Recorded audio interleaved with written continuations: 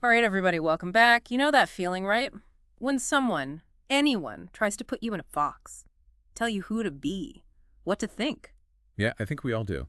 This is Twisted Sister bottled up and unleashed in their anthem. We're not gonna take it. But there's more to this song, much more than just fist-pumping energy. So today, we're going past the ripped jeans and hairspray to figure out why these lyrics still hit so hard decades later. It's fascinating how we're not going to take it. Manages to be both incredibly like hyper specific to its time, the 80s, but then also somehow completely timeless. Right, like a cultural time capsule or something. Yeah, exactly. So anyone needing a refresher, the song kicks off, obviously, with that iconic line, "We're not going to take it." Talk about a mission statement right there. No kidding. But it immediately sets up this dichotomy, this us versus them. Yeah, and lyrics go on about like the powers that be and, trying to pick on our destiny, that kind of thing. Classic teenage rebellion, but Oh, like cranked up to 11, you know? exactly. And you can't underestimate the context of the 80s, right? Yeah. I mean, this was the era of the moral majority. We had the Satanic Panic going on, Tipper Gore, the PMRC, all that.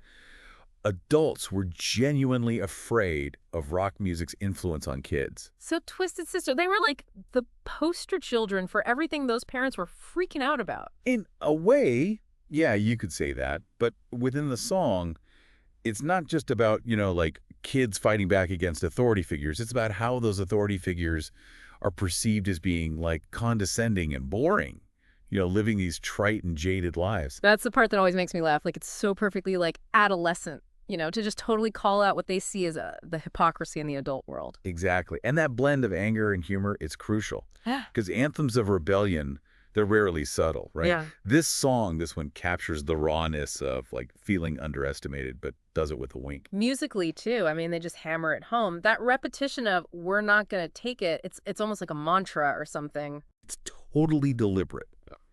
Using simple, powerful words, easy to remember, impossible not to sing along to.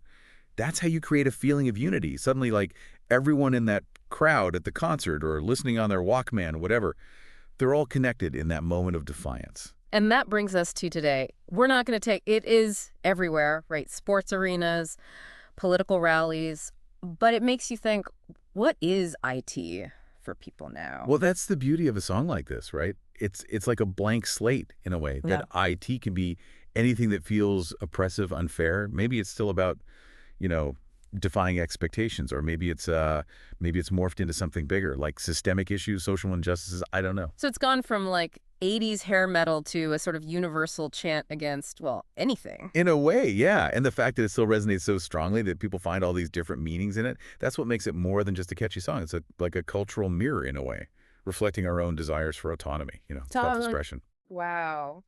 Okay, listeners, we've unpacked the lyrics, we've talked about the history, the impact, all of that. But now it's your turn. What does "we're not going to take it" mean to you? What IT are you pushing back against? Think about it.